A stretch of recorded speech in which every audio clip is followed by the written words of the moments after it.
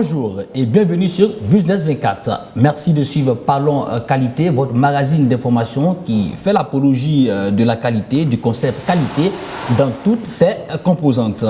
À ce numéro, je reçois un expert du domaine pour échanger sur un aspect important de la norme ISO 9001 version 2015, en l'occurrence la gestion des performances durables de l'entreprise par la certification de cette norme. La qualité est en train de faire son bonhomme de chemin en Côte d'Ivoire.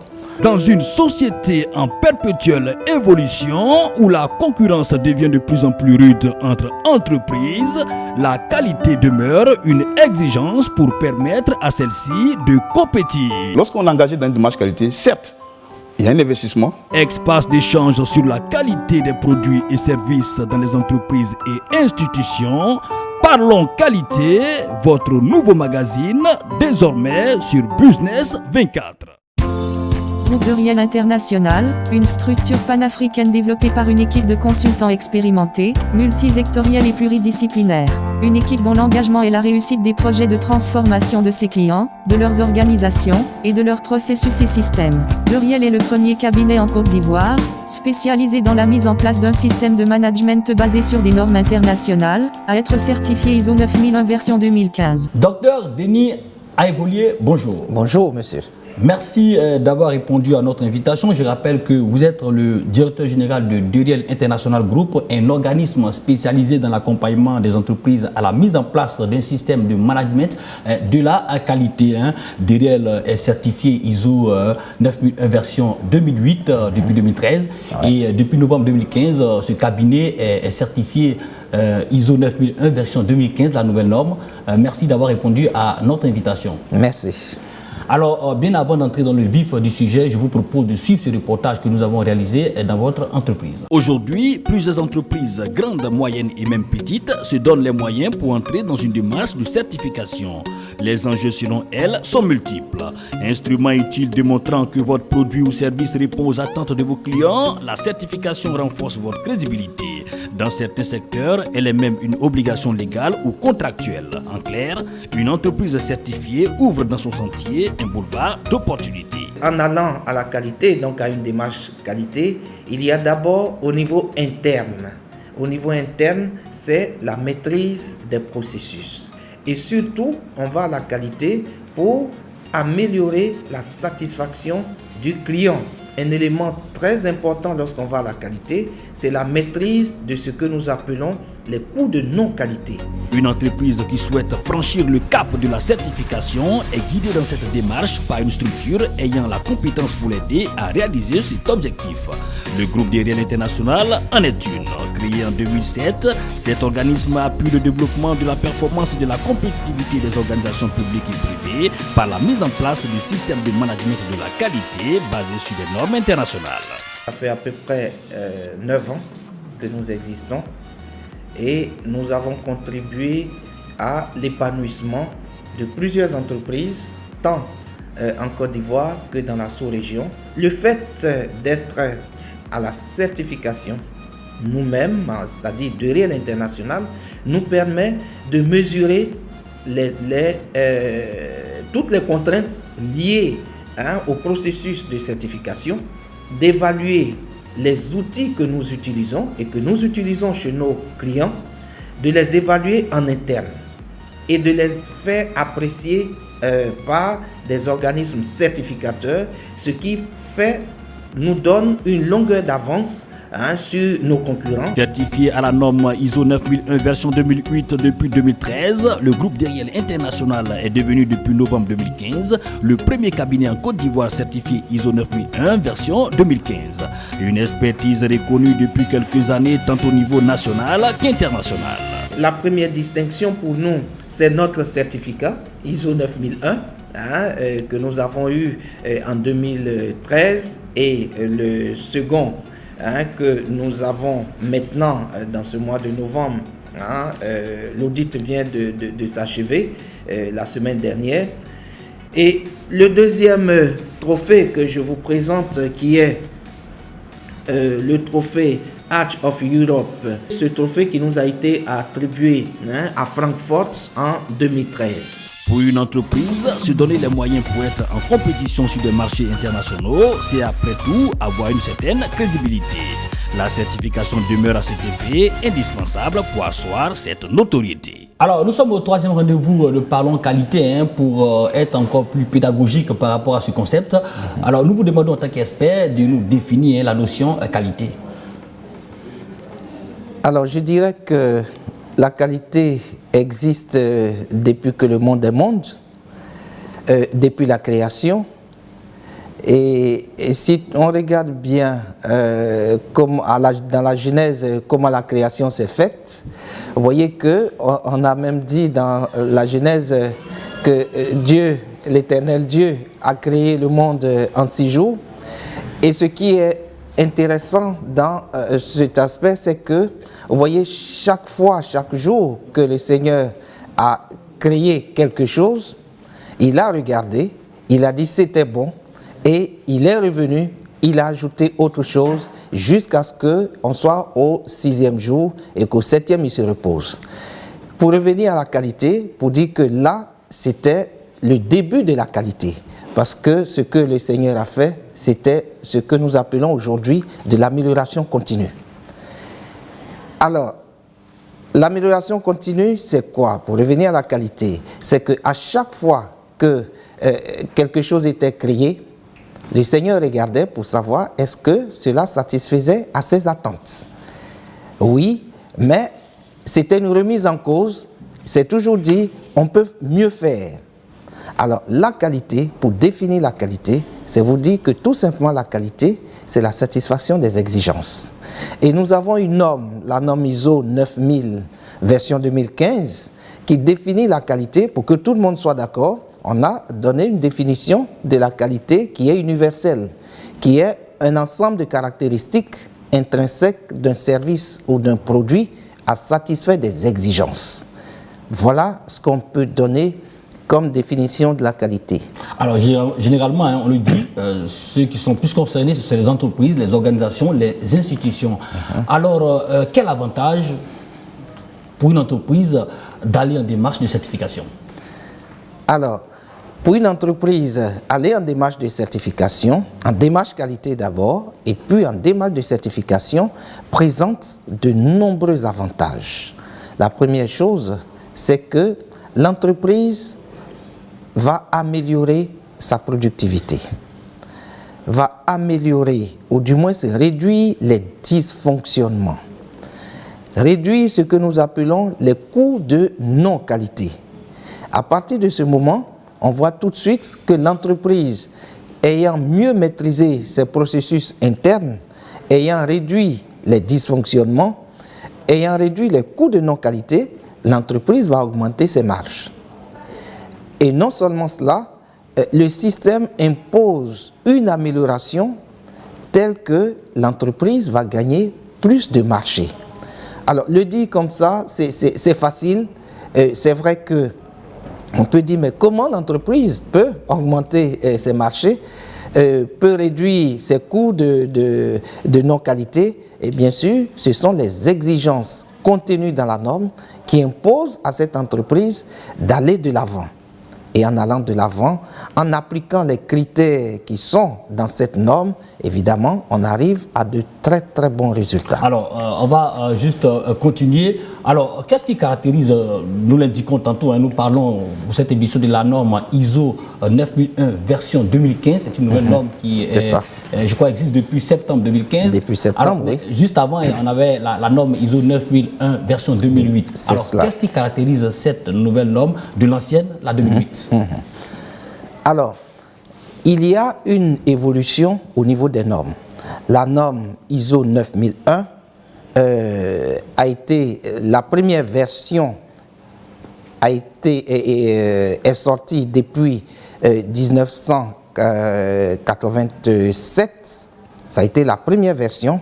Ensuite, nous avons une deuxième version en 1994, une troisième version en 2000, une quatrième version en 2008 et enfin la dernière version 2015. Alors à intervalles irréguliers, comme on peut le constater. C'est cela. Alors l'intervalle régulier, en fait, ce qu'il faut savoir, c'est que tous les 5 ans, les normes sont appelées à être révisées, à être réétudiées pour voir s'il y a un besoin de modification. Okay. Et donc, c'est ce qui fait que ça peut être 5 ans, ça peut être 7 ans, ainsi de suite.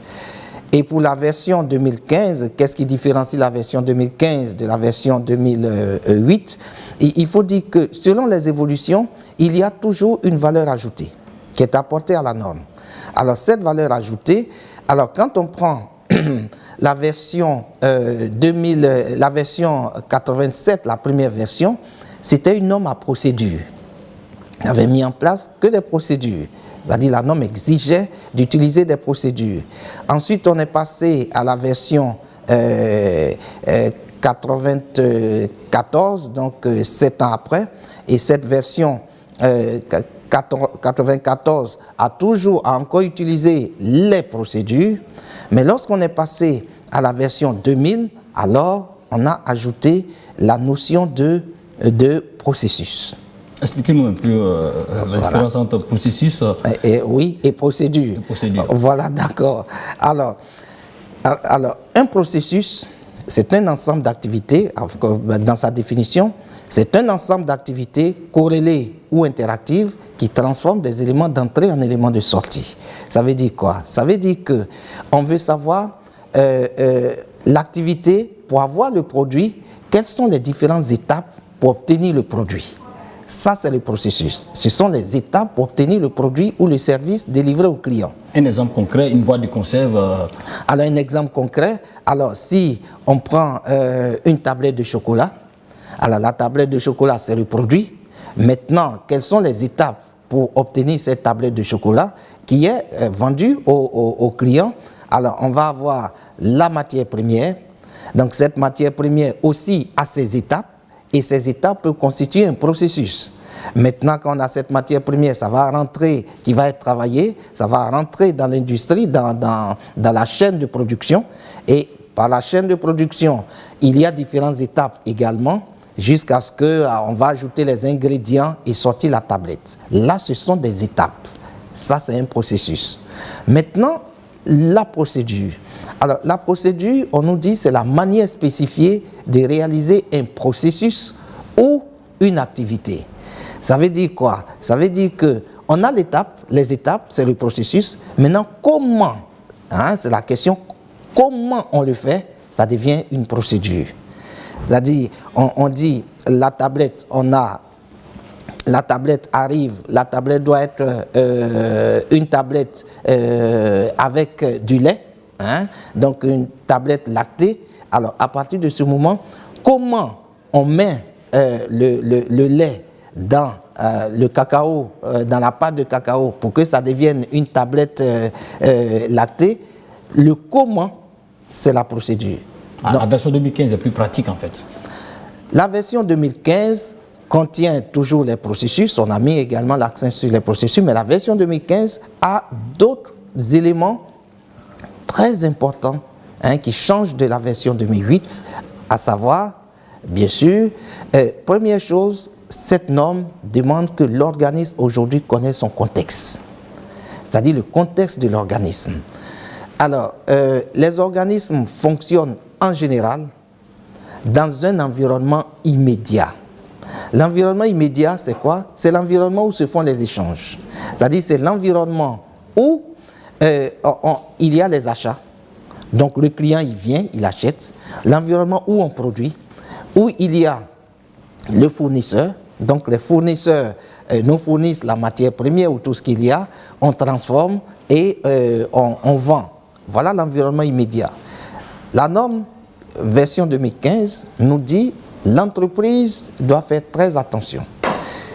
L'entreprise existe dans un environnement beaucoup plus large que l'environnement immédiat. Il est incertain.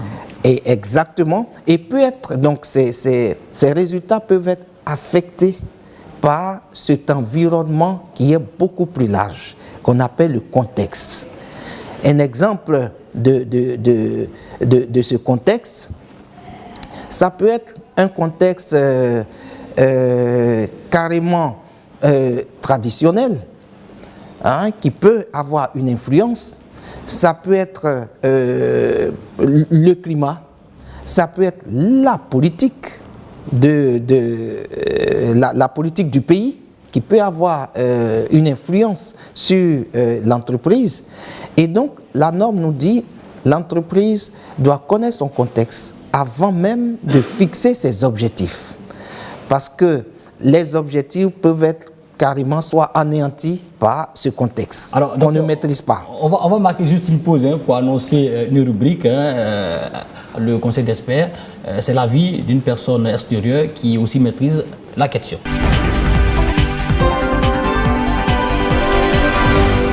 Aujourd'hui, nous sommes dans un pays qui est très ouvert. Tous les marchés, tous les secteurs d'activité sont ouverts.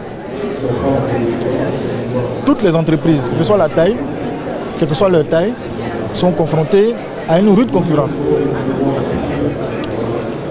D'où l'importance des entreprises ivoiriennes d'être très compétitives. Alors, quand on vous dit la qualité, passeport pour la performance des organisations, il ne faut pas négliger ce thème. Parce que la qualité, en réalité, permet de gérer les performances des entreprises. La qualité permet également de donner une assurance aux consommateurs, aux utilisateurs, à tous ceux vers lesquels sont destinés les biens et services, les différentes industries. Nous parlons d'émergence, nous parlons d'industrialisation de ce pays, mais est-ce que cette industrialisation peut se faire avec des industries très peu performantes? Non. Il faut des industries très performantes, des industries compétitives. D'où l'importance de la notion de qualité.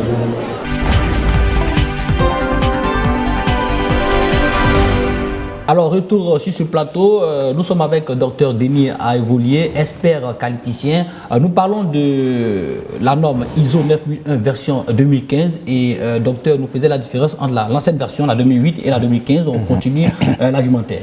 Oui, alors, toujours sur cette version, il y a un élément que je voulais préciser en ce qui concerne la connaissance du contexte de l'entreprise. Un exemple bien précis, le contexte culturel, souvent on n'en fait pas cas, mais ça peut jouer sur les activités et les objectifs d'une entreprise. Je prends un exemple, voilà une entreprise de production d'eau potable dans un pays et qui avait découvert une source, une très bonne source dans un village, dans une localité, et qui pensait augmenter sa production au cours de l'année suivante. Donc il a fait toutes ces statistiques, ils en ont même parlé à la télévision en disant l'année prochaine on va augmenter notre production de temps de mètres cubes d'eau supplémentaires, et bien sûr, et il se trouve que au moment où ils se sont rendus dans ce village pour dire voilà, on a une très bonne source chez vous, on va l'exploiter. Les villageois leur ont dit on est désolé, mais chez nous, on ne transporte pas de l'eau pour aller ailleurs. Et donc, il est impossible de puiser, de mettre un forage ou quoi que ce soit ici pour tirer de l'eau pour alimenter une autre région. Si vous le faites, tout le village meurt. À partir de ce moment, le projet a été bloqué. Ça, c'est ce qu'on appelle l'environnement culturel. Vous voyez que si l'entreprise... Ce n'est pas objectif, mais c'est la réalité. La réalité, oui. Et aujourd'hui, la nouvelle norme ISO 9001, version 2015, c'est ce qu'elle nous dit. Elle dit, attention, avant de fixer vos objectifs, il faut maîtriser quand même l'environnement qu'on ne maîtrise pas. Culturel. Voilà, c'est-à-dire il y a beaucoup plus, voilà, d'autres facteurs. Alors, autre élément important dans cette norme, c'est ce qu'on appelle les parties intéressées. La nouvelle norme nous demande de prendre en compte les parties intéressées. Les parties intéressées, c'est quoi? Alors, les parties intéressées, ce sont des entités, ça peut être physique ou morale, qui peuvent avoir une influence sur l'entreprise ou être affectées par les résultats, les produits de l'entreprise. Un exemple, on a le conseil d'administration. C'est une partie intéressée. On a une partie intéressée très importante qui se trouve être, par exemple, les impôts. Et la norme nous dit, attention, il faut prendre en compte les attentes de ces parties intéressées. Voyez-vous, si vous ne prenez pas en compte les attentes des impôts, l'entreprise peut être fermée le lendemain. Surtout que la fiscalité progresse. Exactement. Et donc, il faut connaître justement cette fiscalité, il faut connaître les attentes des impôts et les prendre en compte pour que l'entreprise continue de vivre. Autre élément très important pour terminer dessus, ce sont les risques et opportunités. Alors la norme invite aujourd'hui les entreprises à être des entreprises proactives plutôt que d'être réactives. Proactive, c'est-à-dire d'identifier au départ ce qui peut faire que les objectifs ne soient pas atteints, c'est-à-dire les risques, et mettre en place des moyens de maîtrise de ces risques, de sorte à diminuer les dysfonctionnements. Et ça, c'est une grosse différence avec l'ancienne norme version 2008 qui, bien sûr, avait les actions préventives, mais ces actions préventives n'étaient pas mises au premier plan, si bien que les entreprises fonctionnaient de façon réactive.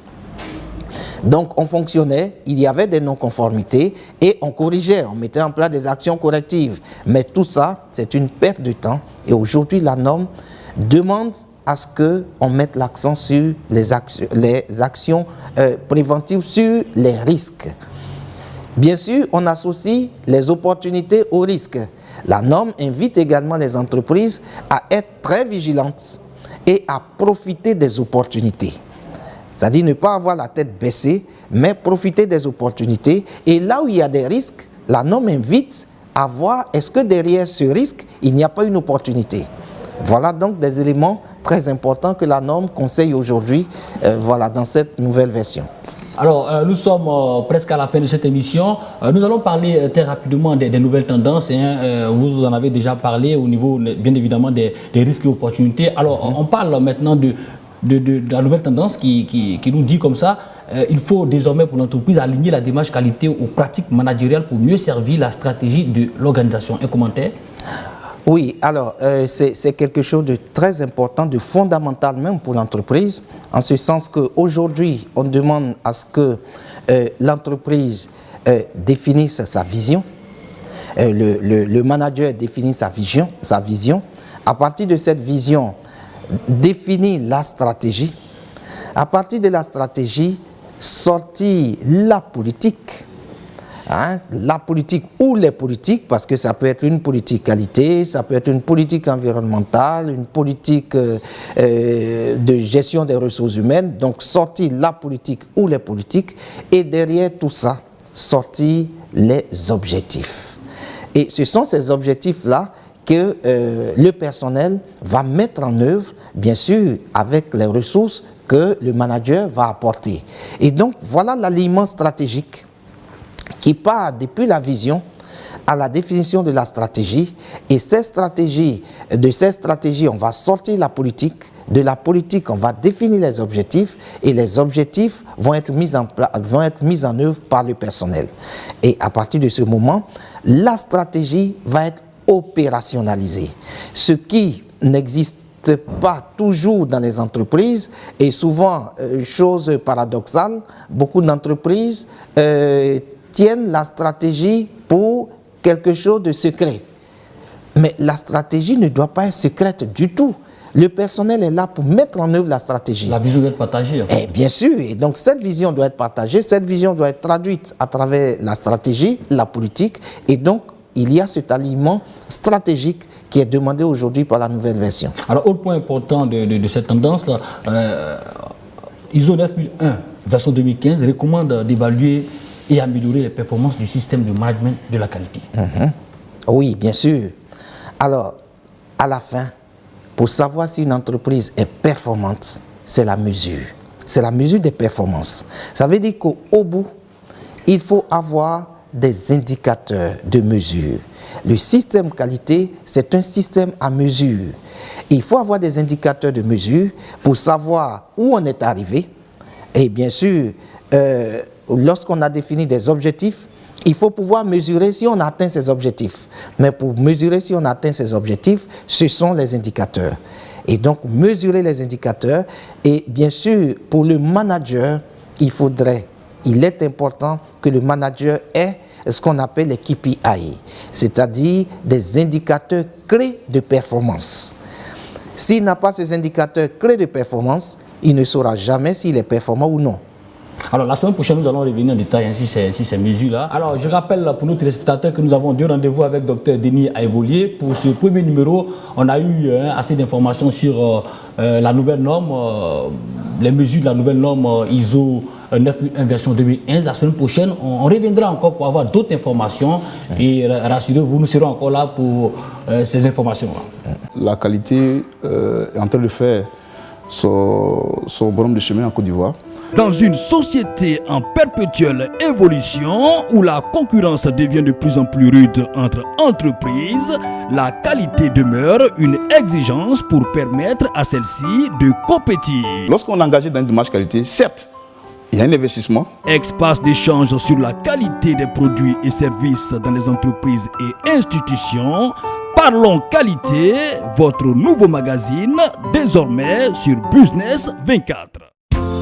Groupe de Riel International, une structure panafricaine développée par une équipe de consultants expérimentés, multisectorielle et pluridisciplinaire.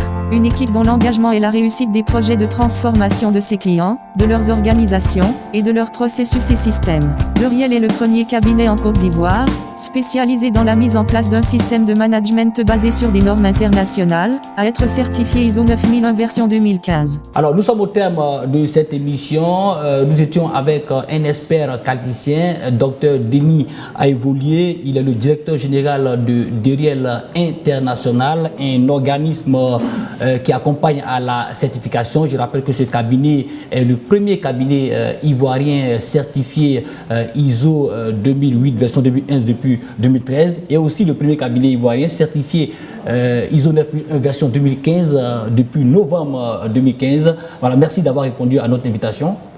Merci. Et quant à vous, téléspectateurs, nous vous donnons rendez-vous pour une autre émission de Parlons Qualité sur Business 24. Sur ce, bonne suite de programme sur cette chaîne d'information économique.